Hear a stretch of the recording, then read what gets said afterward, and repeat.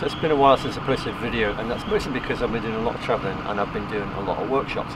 Right now I'm in Reykjavik in Iceland, and it's really noisy here because I'm sitting right in front of an airfield, and the reason I'm sitting in front of an airfield is I'm about to head up and do a sightseeing flight, which I'm pretty excited about because it's been a bucket list of mine to fly over Iceland and to shoot it from the air for quite a while really. So the first thing that you should do when you're going to do something like this is to put your research in and to make sure that the company that you use are a flight company that are used to flying with photographers, because there are certain needs that photographers have.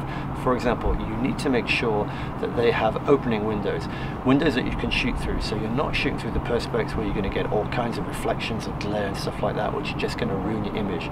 You also need to make sure that the planes that they use have wings that go above the fuselage rather than below, because if you're in a regular plane with the wings that go below the fuselage, sitting in the cabin, you're not going to be able to see anything looking down because the wing is going to be in the way. So do your research, speak to other photographers in the location that you're going to, try to find out as much as you can, and make sure that you're not going to be throwing your money away on something that's going to frustrate you. Now, before I came here, I spoke to a lot of photographers who'd done this kind of thing over Iceland, asked them who recommended, and I pretty much got the same answer every time. So I'm going to be flying with FlightSync IS. I'll put a link in the comments box below. And all the communications I've had with them so far have been excellent, so I'm really excited about getting up there and seeing what it's like.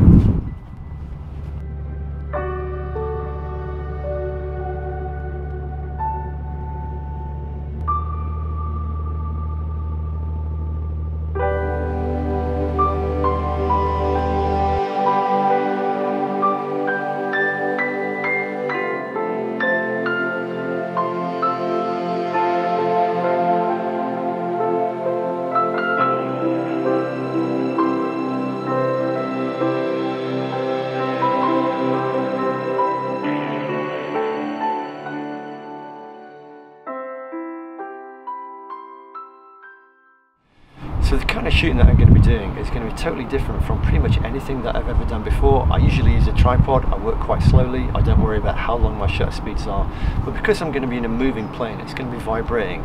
Pretty much everything that I know kind of has to go out the window, and I have to use completely different techniques to make sure that I get sharp images. So the first thing and the biggest priority is shutter speed. Now, because I'm going to be moving, I don't want to have any blur, so I have to be using a fast shutter speed, and all of my other camera settings will have to revolve around that. Now, a good shutter speed, a good base to start with, is something like 1/800th or 1,000th of a second. That's a really fast shutter speed, which will ensure that through most focal lengths, unless you're using a very long telephoto, you're going to get sharp images even though you're moving. That means I'm going to be shooting relatively wide open. Now, because I'm going to be pointing down, I'm not too worried. It's a little bit windy. I'd better do that bit again, because apart from the wind, there's also the birds and the trucks, which means that the audio is completely drowned out, so I'm going to record it again now, here. Now, what I was saying is that when you're in a plane, because the plane's always moving, and because of the vibrations of the plane, you need to be shooting with as fast a shutter speed as possible. So 1/1000th, 1/800 are basically the kind of shutter speeds that you should be aiming at, and you need to revolve everything around that. So shooting wide open, f2.8 if your lens will go that wide. Now, you don't need to worry about depth of field because you're going to be shooting, what you're shooting is going to be down on the ground about 300, 400 meters away. So depth of field isn't really going to be a problem, and you're probably also going to have to increase the ISO a little bit. Most of the shots that I'm going to be doing will be at something like ISO 640, ISO 800, something like that, which on a modern SLR camera or a modern mirrorless camera is going to give you excellent image quality anyway. In terms of the focal length, the best lens that you can have on your camera is going to be something like a mid-range zoom. If you're shooting with a wide-angle zoom, you're going to find that you're fitting too much in. You'll find that the wing of the plane will be in, or the wheel, or the tailplane, or something like that. So mid-range zoom will give you will help you go as wide as you want to go, and you're also going to zoom in a little bit. If you're flying relatively low, a telephoto is going to bring you in too close. You'll probably want to shoot a little bit wider than that. And also telephotos, longer focal lengths, they magnify the vibration longer along the focal length. So mid-range zoom, something around 24-70 on a full frame. I used the 18-55 on my X-T2, which I found during the flight covered pretty much every eventuality that I came into, and it was wide enough and it was long enough for everything during the whole flight. And it's really important that you don't change lenses during flights. If you're playing around trying to find which lens you want to put on, take the lens off, put the new lens on, you're going to lose time, you're going to miss shots. So if you can just have one lens for the entire flight, then that's excellent. The same applies to things like cards and the things like batteries. Make sure your batteries are fully charged and before you get onto the flight. Make sure your cards are fresh, so delete everything from your card, put a new card in, and take in a couple of spare batteries and spare cards and keep them close in a pocket. Don't put them in a bag, because when you're in the middle of the flight, you don't want to be kind of faffing around trying to find where your spare cards are, where your spare batteries are. So fresh at the beginning of the flight, and keep whatever you're going to need in a pocket where you can get at it and change it really quickly, so you miss as little as possible during the flight.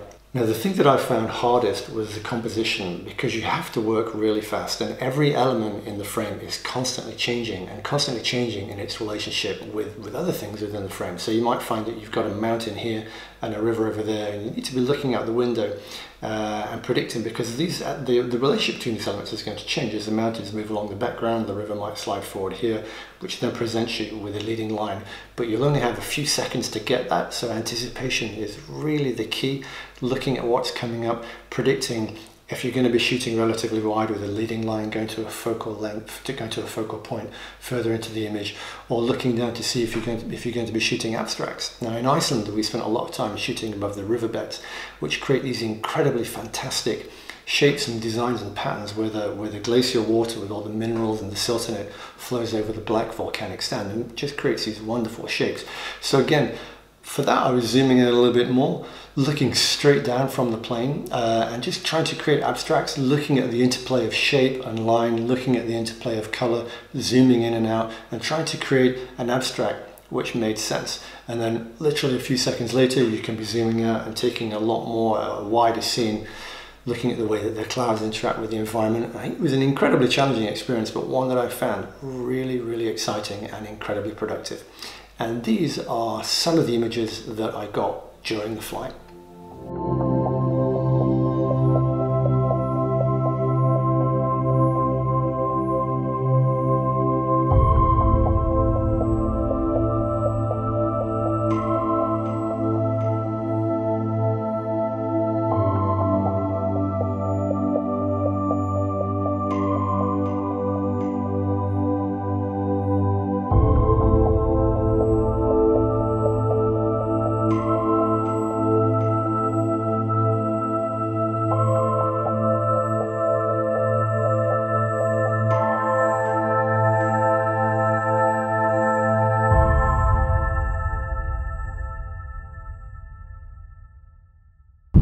Now, as I said, I'm really sorry I haven't been making a lot of videos recently, so I hope this has been interesting. I'm going to try to get back to doing more regular videos when I get back to Portugal and start. I've got a few plans for things that I'd like to do, but as I say, I hope it's been interesting, I hope it's been enjoyable, and thanks for watching and take care.